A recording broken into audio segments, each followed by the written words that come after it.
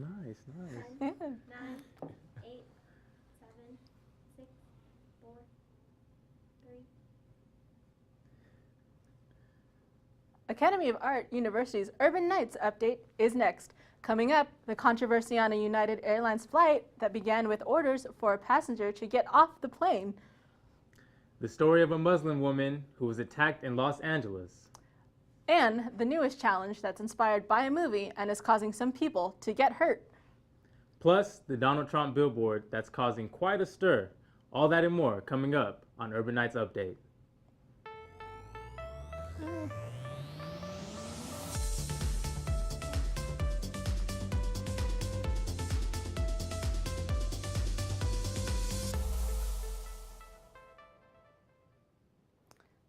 Hi there. Thanks for joining us here at Academy of Art University's Urban Nights Update.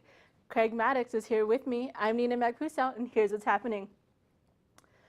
The United States has a new Supreme Court Justice as Neil Gorsuch is sworn in. He took his judicial oath Monday morning in the White House Rose Garden, fulfilling the president's promise to fill the seat with a conservative. Justice Anthony Kennedy has administered the oath of office, a symbolic touch as Gorsuch was a clerk for Kennedy. President Trump now has a lasting legacy in the court, as 49-year-old Gorsuch could serve his lifetime appointment for decades. Syrian President Hassan Rouhani is unhappy with the attack that President Trump authorized on his country last Friday morning. Following the missile attack, Rouhani spoke out and said, "The Syrian people and army must give a response that makes Americans regret their attack." The missiles that struck the airbase was said to have destroyed or damaged 20% of operational aircraft, as well as fuel and ammunition sites. A recent presidential tracking poll indicates that 44% of U.S. voters approve of President Trump's job performance, and the other 56% do not.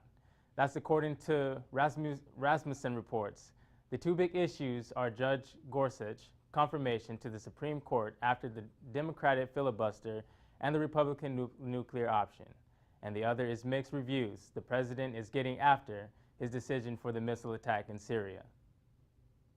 Other signs of President Trump's popularity is a billboard in downtown Phoenix. I went there to find out more for myself and to get reactions.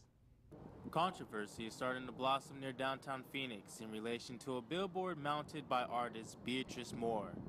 The billboard features a large portrait of current President Donald Trump, accompanied by not only two swastikas made of dollar signs, but two mushroom clouds that incorporate clown imagery.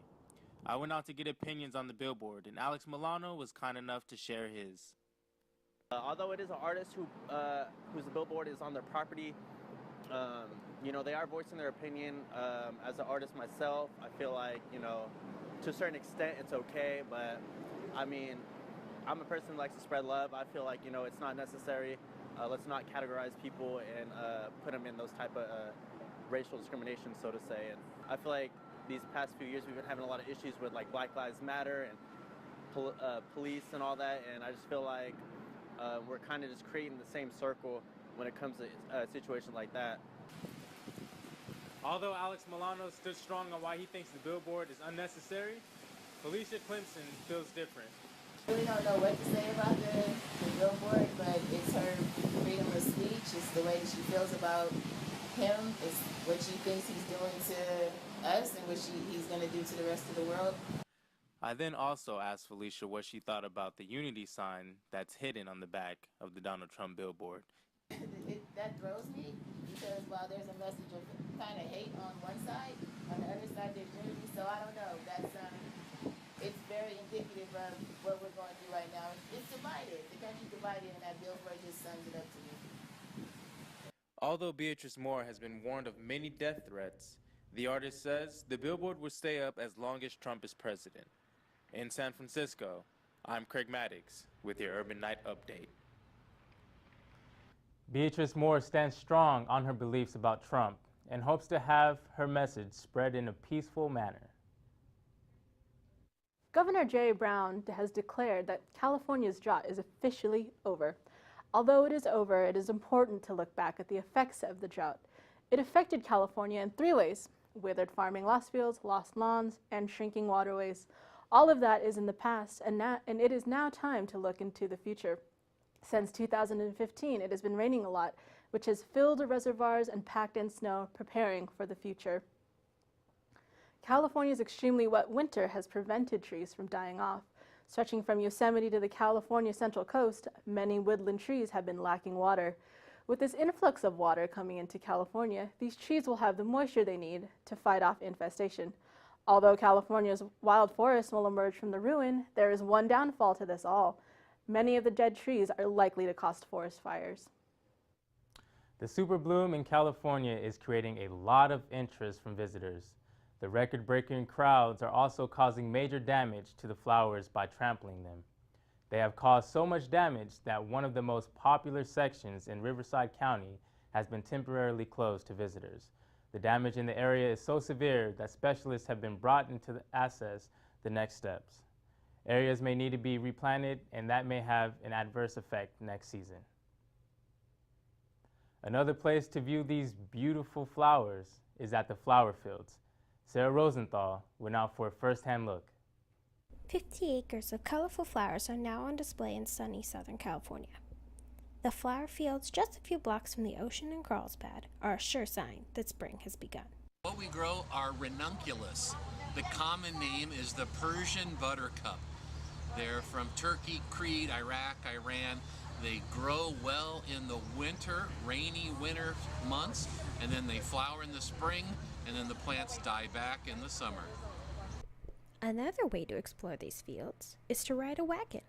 This wagon is an additional charge, but it will take you to their sweet pea flower maze and to the outer reaches of the fields. It is a great way to explore the fields without getting too tired.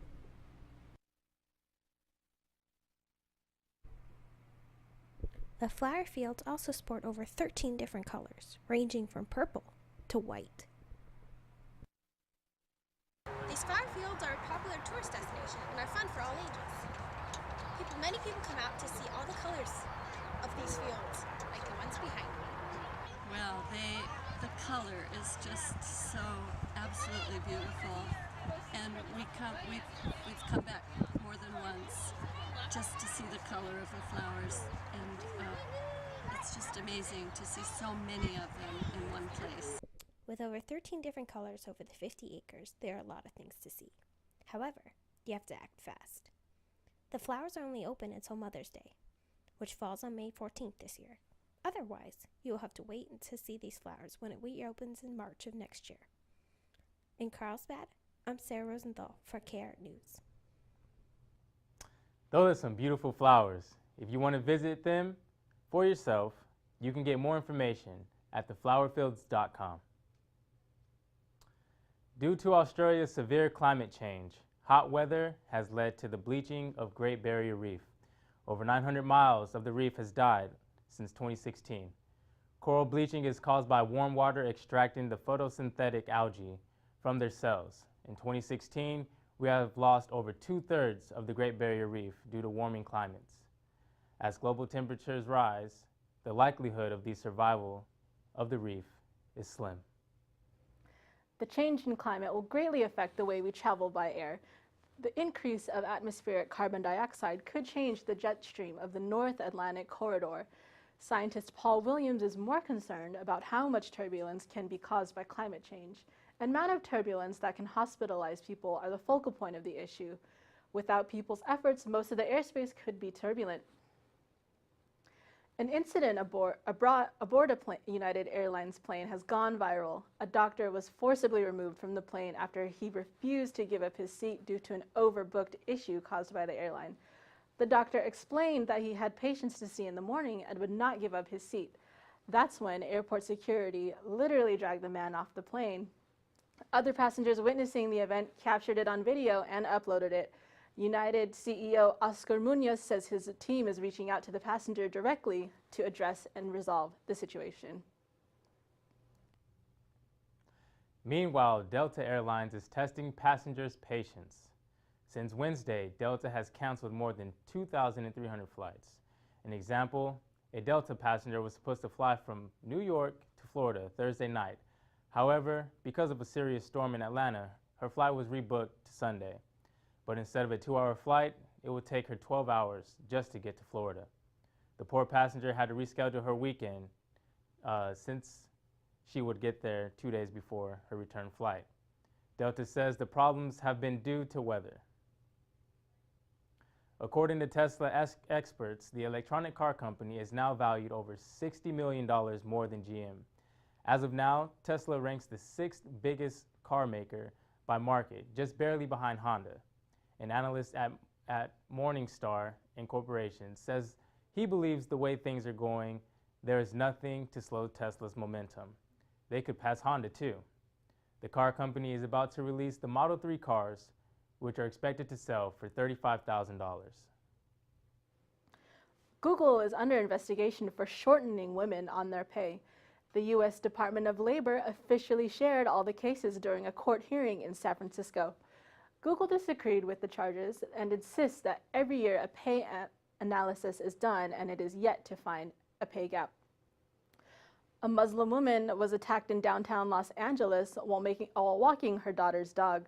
Her attacker shouted racial slurs at her and beat her in the head, causing serious injury. He also told her to go back to her country and made death threats. She is a citizen of Jordan, but American by birth, and has had to move many times to get away from discrimination. The attacker was arrested for felony battery, but not a hate crime. UC Hastings Law School in San Francisco experienced an anti-Semitic attack, which was a shock for such a diverse campus. Earlier, I spoke with Tyler Summers for more on the story. Hi, I'm here with Tyler Summers, a student at UC Hastings. Thank you, Tyler, for being here. I'm very glad to be here. Thank you for having me. So I hear that UC Hastings is a law school, right? Mm-hmm. And it's a very diverse student body. Can you kind of tell me, what you see and... Yeah, UC Hastings is actually the most diverse school in the UC system, which is something that we're very proud of and that I think informs our education in a lot of unique ways. My class actually is 63% women, and we have maybe 8 or 9 specific diverse student organizations. So it's definitely, I think, a model for diversity in the legal education sphere.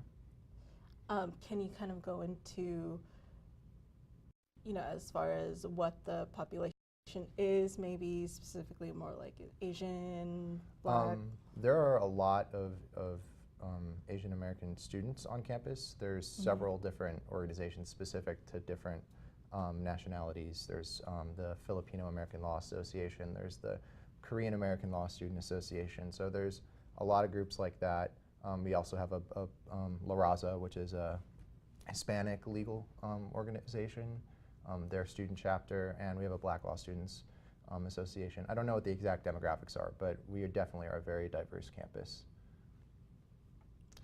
I recently heard that there was the tower, which is where your student body lives. Yeah, it's a right? mixed-use building, but it also has a lot of student housing in it. I heard that there was a fire there recently. Can you... Yeah, so about a month ago, it was discovered that a religious object that's often put on door frames from Jewish students was burned overnight, an anti-Semitic act, supposedly.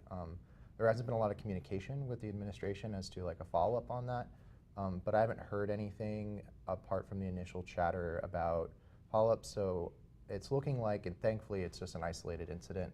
It might have been a prank, although that's unlikely given the seriousness of what happened. But yeah, so, and that was an unfortunate incident, but thankfully it was isolated, so I feel like as a student body, we kind of took it in stride. We're very good about being inclusory, so I don't see anything like that happening in the future.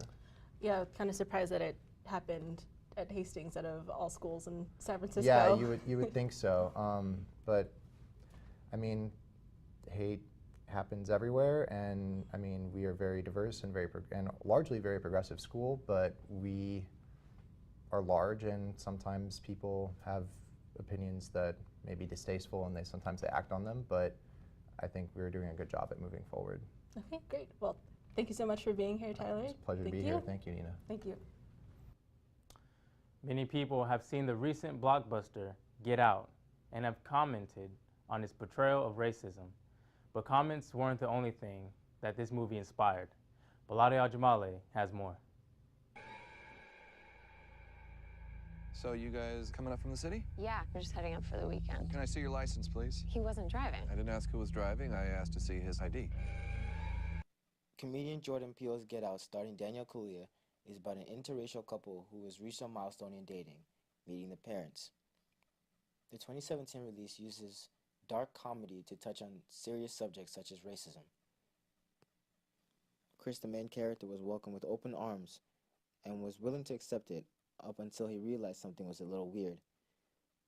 One night when he went out for a walk, he saw a stranger running towards him, and right before he hit him, cut the corner.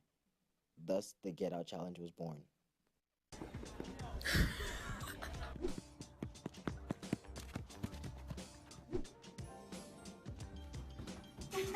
Well, I actually saw the challenge before I saw the movie, so at first I was confused because I only seen that portion in the trailer, so it was out of context. Watching other people get hurt has always been entertaining. It's just a new form of it.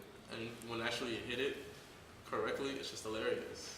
But you gotta be original, otherwise it just looks like you're running. Although some people find the Get Out Challenge hilarious, there are others like Devin Gordon who don't think it's funny at all. I'm not really a fan of it. I just kind of see it as kind of everybody always is like trying to make everything a challenge. It's also kind of like dangerous, seeing a lot of people like hurt themselves. For me to like not really doing it right, to just doing it, slipping and hurting themselves. Yeah, just not really a big fan of it. The Get Out Challenge has gone so viral that even superstars like Stephen Curry are participating in it.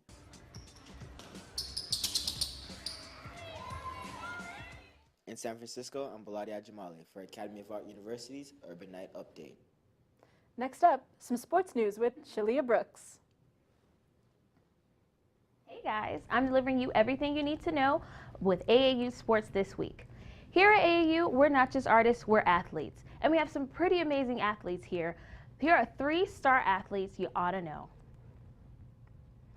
On the women's tennis team, Anika Schneider has ranked in many accomplishments throughout her 4-year career at AAU.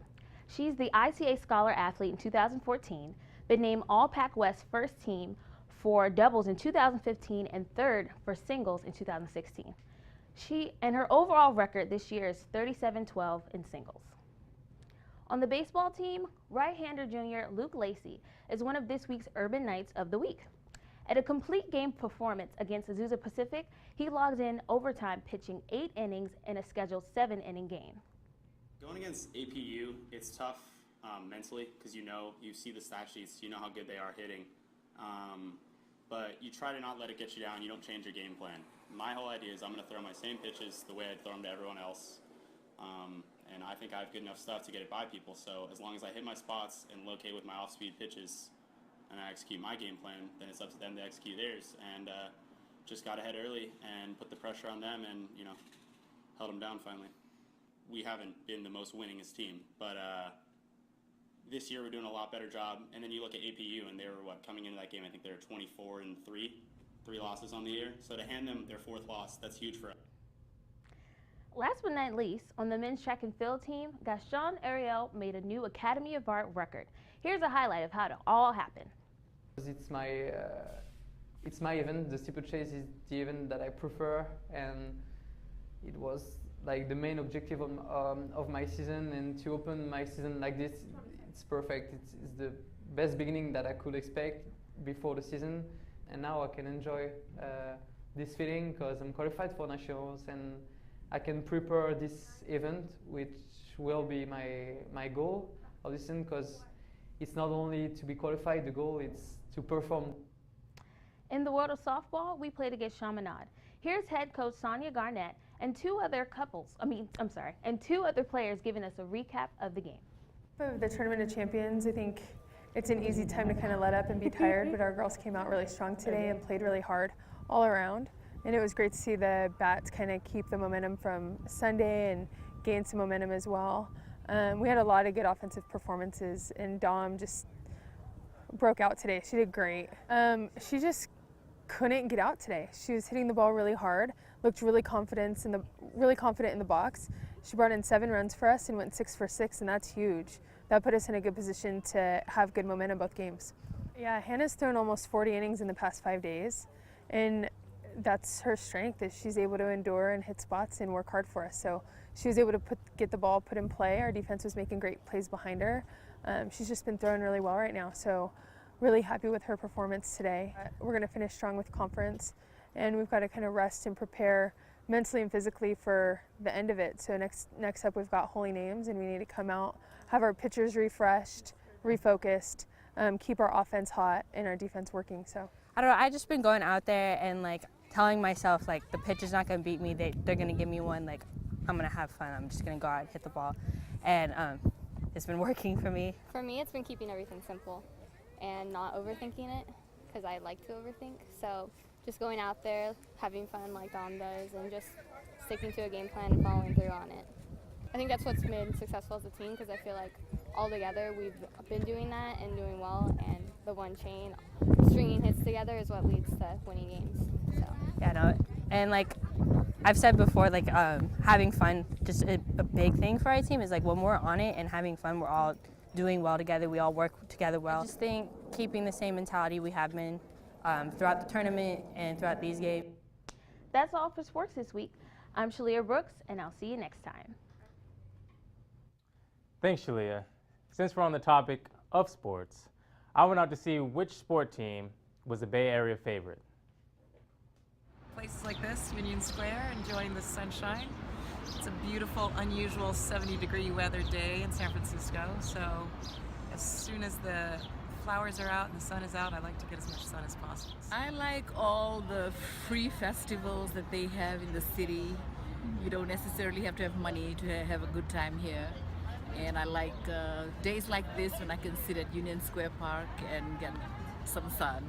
Springtime here is my favorite thing, because even though it's California, where seasons don't entirely change, you still get the feeling of that like rebirth that makes spring so cathartic. It's like that sort of new life, you know, and it's the vibrance. Like you just wake up in the morning, and you're like, oh man, like it just feels just so fresh out, and like, you know, it's starting anew and it feels really. Film is a powerful medium, and it's often through entertainment that we get a new insight or learn about issues for the first time. Reporter Laura Noel had the opportunity to talk to director Nikki Caro from the film The Zookeeper's Wife.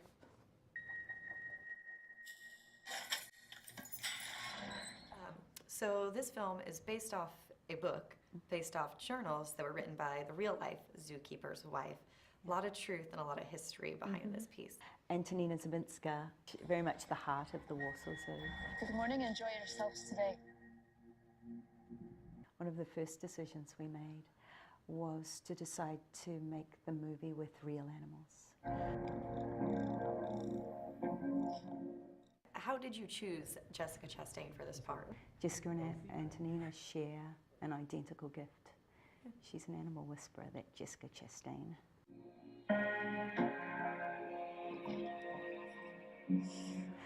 I take the responsibility of telling real stories very, very seriously. So it meant a lot of research.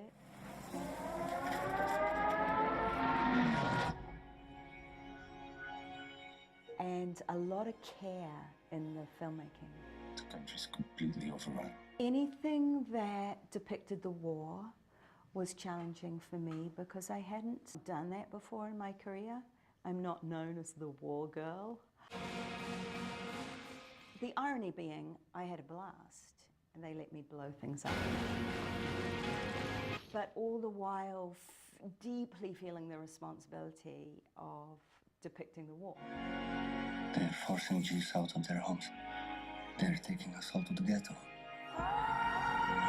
Not many female directors in Hollywood, in the industry. How challenging is that for you? I don't understand the criminal waste of skill and talent that exists when you ignore 50% of the population of the workforce. I hope that in my work I can open the door for more female filmmakers. The only practical way that I can do that beyond hiring, you know, women in my crew is to make successful movies. Thousands of people are dying. The littlest of children. We have room. We could hide them. Bring as many as you can. What a terrible time you must have had. German troops come every morning. You can't make a sound.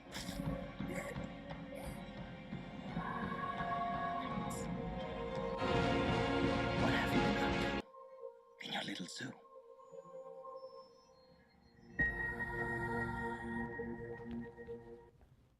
The Zookeeper's Wife is now playing in theaters. Now here's some entertainment with Balade Ajumale. This week on entertainment, first-time parents celebrate. Pepsi's getting negative comments about new commercial and mashups like you've never seen before. The long-awaited Prison Break Season 5 is here.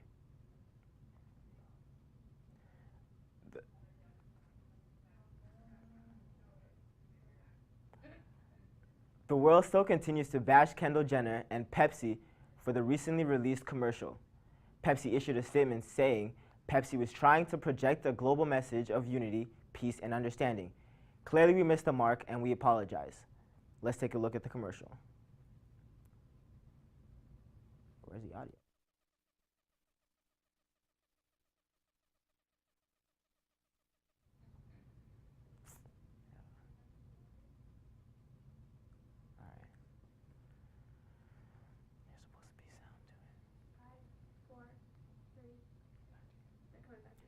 As if the negative reviews weren't enough, Pepsi and supermodel Jenner are under threat of a lawsuit by San Francisco police due to the unauthorized usage of the logo. The company decided to take down the commercial and continues to apologize. Baby fever is in the air. Olympic gold medalist Ryan Lochte and fiancée Kayla Reid host a baby shower to welcome their first baby. The couple announced they were expecting in December, and the countdown continues. Although only close family were invited, mother-to-be Kayla Reid shared her excitement with the world through Snapchat. Also, big congratulations to Bradley Cooper and his model girlfriend for their first baby. Details of the child's gender and name are yet to be known. YouTube has always been a tool for stardom, especially for singers. The duet Armand and Trey grow more and more popular with each video. The brothers make videos of themselves singing mashups of today's most popular songs. You don't want no problem with me. Just another day at the pick up on a mayo. Armand and Trey be riding through the streets, they be like, they go on, on, on, on, on, on, on, on.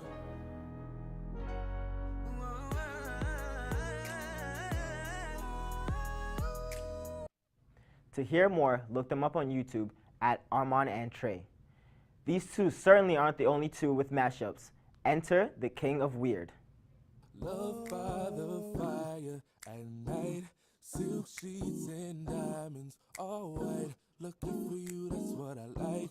That's what I like. Lucky for you, that's what I like. That's what I like.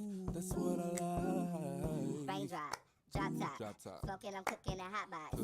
Oh yeah, she a thot. Cooking up in the crock. Putting a pause on their new gigs as Heatwave and Captain Cold on The Flash, actors Dominic Parcell and Wentworth Miller return for another season of Prison Break. The show is now on every Friday on Fox, Tuesday at 9 p.m. That's all we have for entertainment this week. Back to you, Nina. And that wraps up this edition of Urban Nights Update. I'm Craig Maddox. And I'm Nina Magpusau. For everyone here, thanks for watching. See you back next time.